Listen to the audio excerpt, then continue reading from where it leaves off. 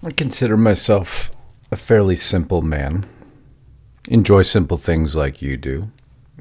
Love going to restaurants with friends. Love jumping on my motorcycle with Lisa over the weekend and just taking off and disconnecting. But then I have a job and a career. Some is to cover the news that you see on a daily basis, interpret it for you, black and white, and others is the ones that are clouded in a much deeper shade of good versus evil. Big title today, right? You read it. What the hell is that? Did Trump just summon a demon? Well, most would say no. Justice, what are you talking about? Until it responded. Then you have an entirely different story. Oh, conspiracy. I'll give you a conspiracy. MAGA preacher predicts manifestation of demons if Donald Trump wins, followed by WikiLeaks confirms that Donald Trump is the son of Satan. No, these are real headlines, folks. Millions of Americans believe Trump is fighting literal demons. Believers in spiritual warfare are primed to adopt even more dangerous conspiracy theories. Well, what does that mean exactly? Does that mean if you believe in the ultimate battle of good versus evil, that you're a conspiracy theorist? You see, it's very traditional in mainstream media to draw those ties that are now being exposed or were used against many of you. Trump is the demonic force in American politics. You see, they can do it, but you can't. It's the paradox, isn't it? Now we see these tariffs in action, and we see the response on mainstream media, and we see the alleged Black Monday that really never occurred because there's larger forces at play. Oh, no, I'm going to stay out of the realm of conspiracy theory. Well, kind of, sort of, because it's something larger than all of that. It's a common term that you've heard. It's a term called the Great Reset, right? The Great Reset.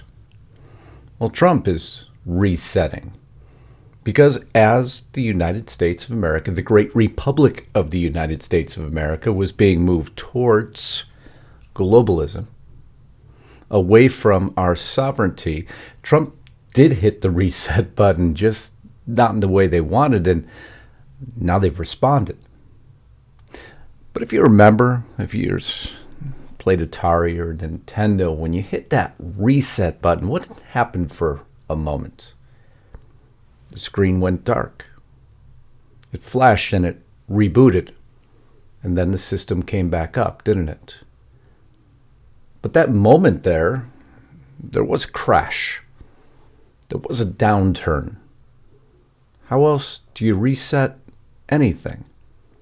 And by the responses we've received, we now know exactly what the hell it all is, don't we? And that's a story I'll bring you here in just 1 minute.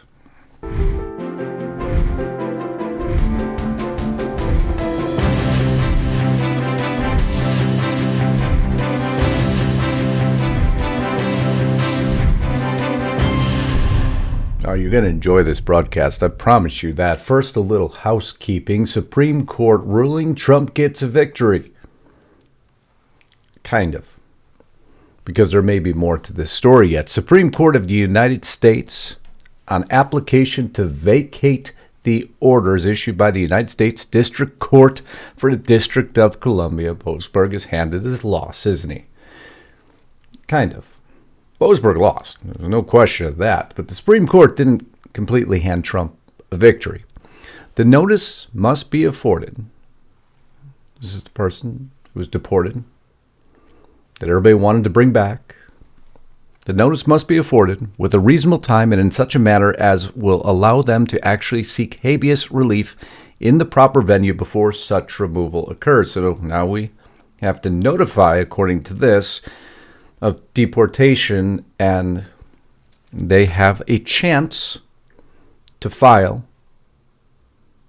a response. Not exactly sure how that works, and it appears either as the Supreme Court. For all the rhetoric of the dissents, today's order confirms, that the detainees subject to removal orders under the AEA are entitled to notice and an opportunity to challenge their removal. The only question is which court will resolve that challenge, because it appears even the Supreme Court isn't quite sure yet. For the reasons set forth, the hold the venue lies in the district of confinement. The dissents would have the court delay resolving that issue, requiring, given our decision today, that the process begins anew down the road. So they got to restart this thing. We see no benefit in such wasteful delay, thankfully, and so we're going to vacate Boasberg's order. For now. Somewhat of a victory, but nonetheless a victory, because we're not handed many lately, are we? We gave Trump a mandate for change. We asked him to look at election integrity. He puts through an executive order preserving and protecting the integrity of American elections. Pretty simple, right?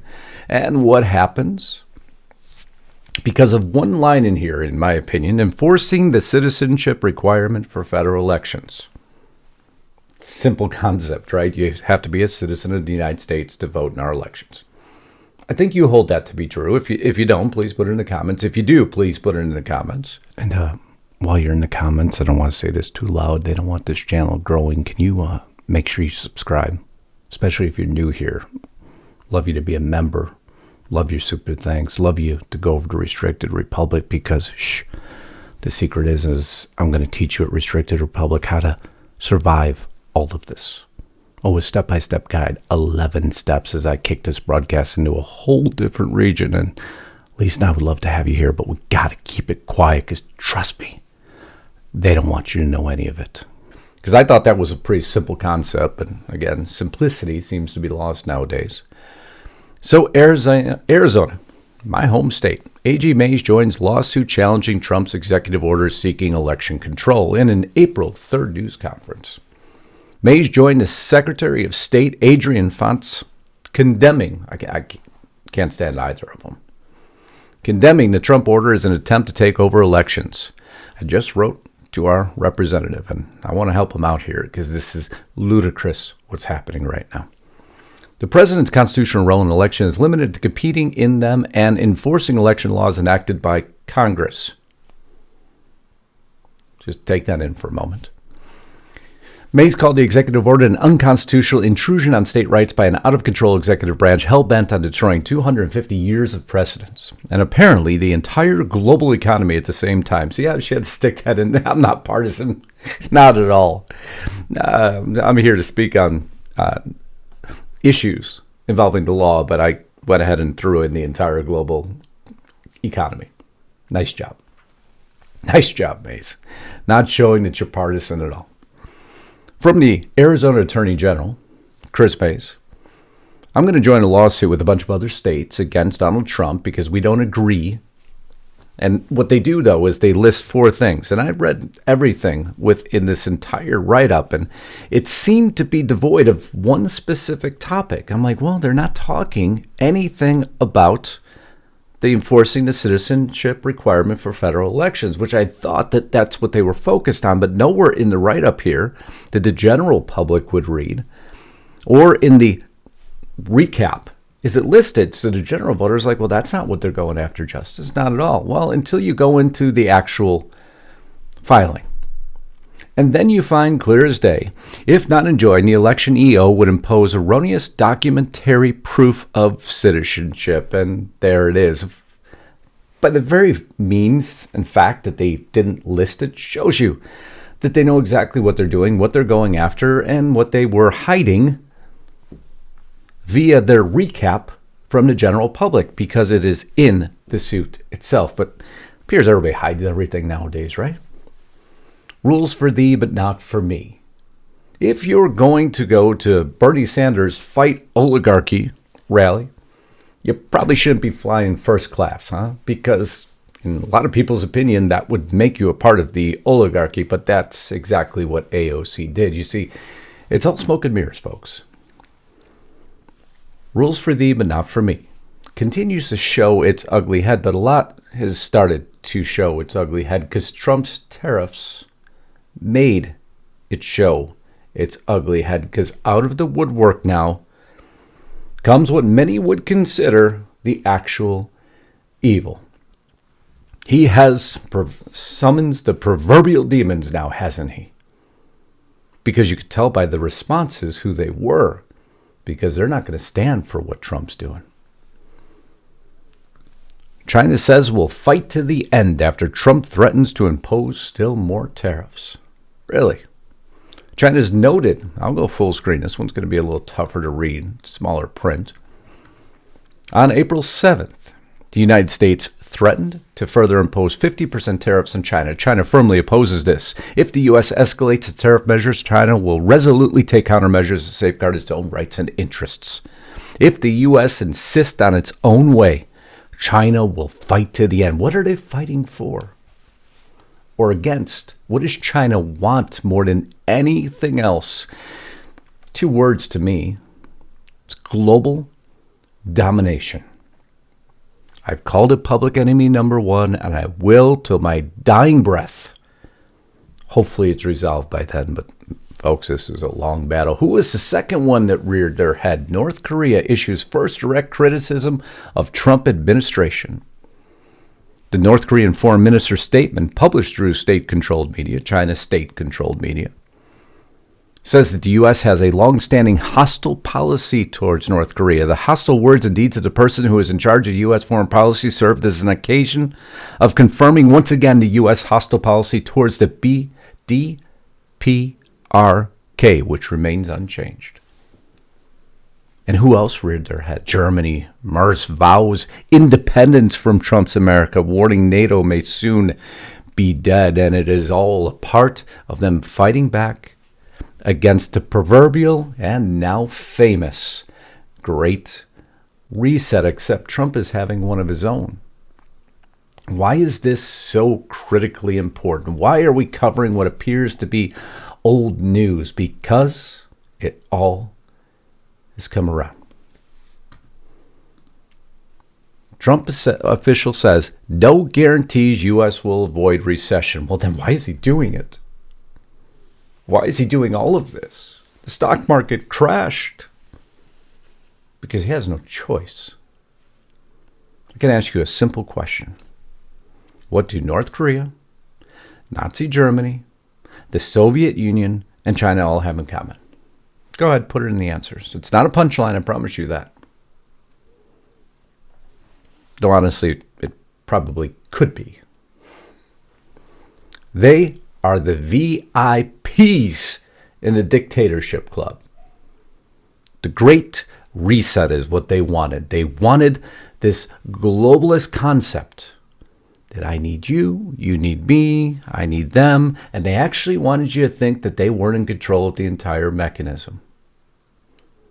And if we're not careful, and if Trump didn't win this election, we were first on the guest list. Some would even declare almost a member. I don't say this in jest. This isn't some supervillain, Marvel supervillain comic. No, it sounds like it is, right? The globalists are coming. Coming to a democracy near you. That's why I despise the word. Equipped with censorship, surveillance, and some really, really bad vibes with it. That Lisa and I have covered day in and day out, but this isn't a comic book, folks. This is the life we are living right now, and Trump is fighting against it. But when you hit that reset button, the screen goes dark for a second and then blinks back on. And there was an amazing write-up here. It was called The Great Globalist Invasion. These titans have only one goal, the domination of the human race via dictatorship. I adored this article. And so I wanted to bring it to you. I don't want you to miss it. Because this is a different sort of piece. It's the illusion of choice piece that we have. And everybody thinks that you have choice. You have the illusion of choice. The job is to preserve real choice. And according to this piece, half the developed world is practically speed running towards authoritarianism. But that's what they call Trump. Of course, they always call what they're doing, and they blame it on what Trump is doing. They've used the same game plan. This is the new brunch that people go to and enjoy and think that they're being served something wonderful. It's not. This isn't a strategy. This isn't TED Talk as much as it may appear. Because I've been repeatedly told by TED Talkers that if I just believe everything will be okay, no, that's not how it works. Turns out, if you don't use your rights, like free speech, assembly, and voting, which we just covered, those rights disappear faster than your New Year's resolutions did. This is no joke. This is dictatorship 101. So let's take a magical tour through what life looks like in a dictatorship. Let's go to North Korea, one of those that oppose Trump right now. The surveillance state where your thoughts aren't even safe. They monitor everything. Every day in the Gestapo, I saw how people had been broken by terror. One was no longer human. Victor Klemperer said that. And North Korea is no greater example. If you put it beautifully or terrifyingly, it doesn't make a difference. This is the level of emotional demolition we're talking about. North Korea, do you know? You're required to attend weekly self-criticism meetings. I know, it's like going to work, right? Think of it as group therapy, but instead of healing, you go ahead and confess your loyalty crimes to the regime. You, your kids, your grandparents, no one's safe in North Korea. Same playbook in Nazi Germany, isn't it? Encouraging neighbors to report on each other, turning children into absolute snitches. And what happened here at one point in time, right? Wasn't there a time when people had to turn in their neighbors if they were doing something wrong, if they were violating? That's right. We moved pretty close, didn't we? Suddenly, paranoia became patriotism. How many times were you yelled at in the store when you were walking around and you forgot your mask, huh? That's the dangers of what a society feels like. Thankfully, we did not transgress immediately all the way into it, and we got to pull back out. People lived in fear of being turned in by their neighbors, their children, those at school, and boy, we lived through that for a short period, didn't we?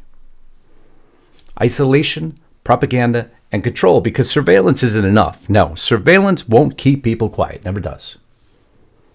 That's where censorship and propaganda come into play. In the Soviet Union, journalists didn't ask tough questions. They asked one question: how great is Stalin today? And the answer always was, oh, better than yesterday. Mainstream media: how is Donald Trump today? Worse than yesterday. How is Joe Biden? Better than yesterday. Every day's great and rosy. You see, that's mainstream media for you. And if you keep that machine going long enough, eventually people will just believe it. If you tell a lie long enough, as a matter of fact, I think I even have that. If you tell a lie big enough and long enough and keep repeating it, people will actually come to believe it. But not until after Biden leaves office do we start to get the truth. So they showed you in real time how the machine operated. And then when you unplug the machine and suddenly they can get a book deal, the actual truth comes out. The firewall has been unplugged, just like China's firewall exists, right? It doesn't just block YouTube videos, it blocks reality. It blocks anything contrary to the regime. Your truth is what the party says it is. Everything else gets deleted. What a wonderful world to live in, huh? And that's where we wanted to go, and people are yelling about Wall Street right now and Donald J. Trump because he's hitting the reset button. You see how this all takes shape, how easy it is, how focused it is? We'd all grown up used to living in a state of permanent fear, and that's why we were always short of time. Fear is the most time-consuming activity there is. Now, thankfully, we moved past this point, right? Because that was the invention of modern spin. He would have terrified the X algorithm itself with what he did, but he got away with it, didn't he? In modern China, it's not just censorship. It's a lifestyle, man. It's like Black Mirror in real life. Social credit scores turn everyday citizens into contestants. You want to go to prom? You want to travel? You want a job? Well, you better toe the line. And so what do people choose to do? Those who are afraid to resist, those who don't know how to counter this, they comply.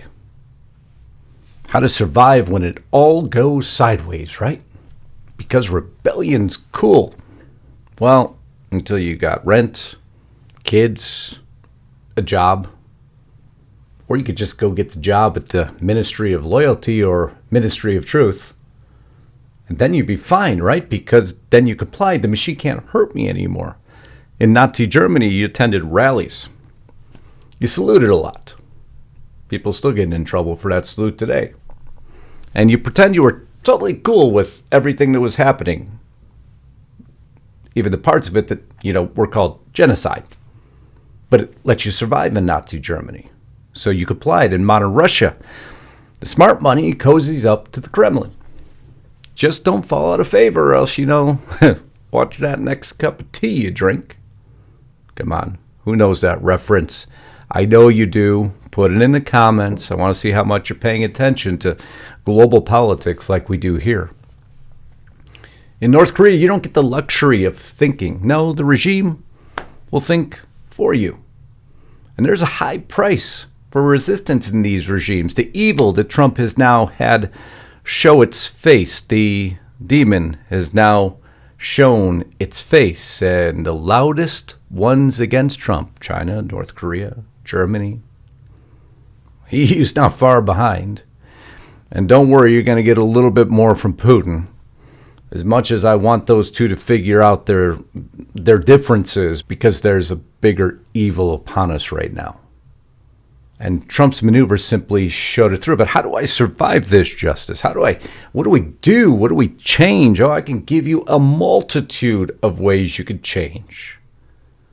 It all comes down to a lot of what you're doing right here. There's some major changes, and they're not all convenient. No, they're not.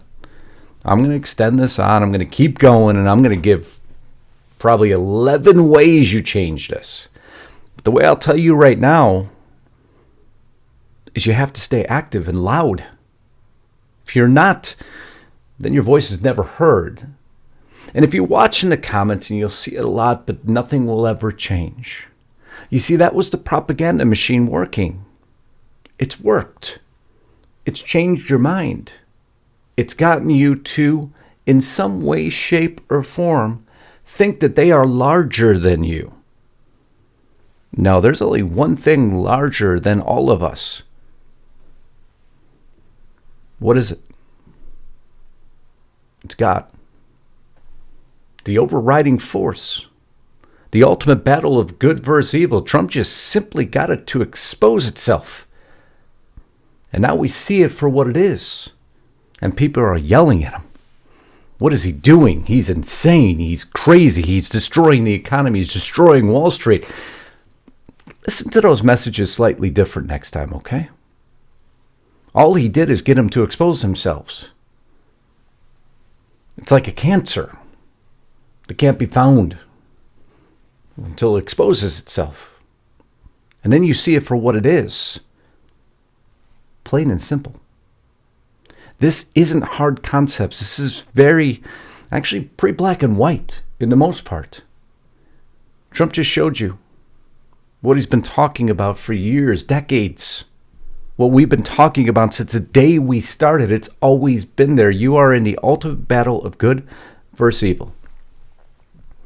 So now I'm going to continue on, probably for another 20 minutes or so, on the survival guide to all this. I hope you'll join me over at Restricted Republic. It's what we work day and night to create. You can find all this information there. No commercials, no interruptions. Why we did the platform to begin with. I'd love to have you there. And continue on. I love you all. I really hope this message got through as to what is actually happening and why these momentary resets of the Atari, Nintendo, and television, we can go through any name you want. Yeah, have the screen go dark. and then it fires back up. And then the game is on. And we just saw Trump hit the reset switch before they did. And that we must be thankful for. Continue to pray for our president and his safety, because these folks, man, they don't fight fair. They fight dirty because they aren't bound by the same morals, rules, and God that we are. I love you all. Until next time, Godspeed and God bless. Justus Knight, signing out.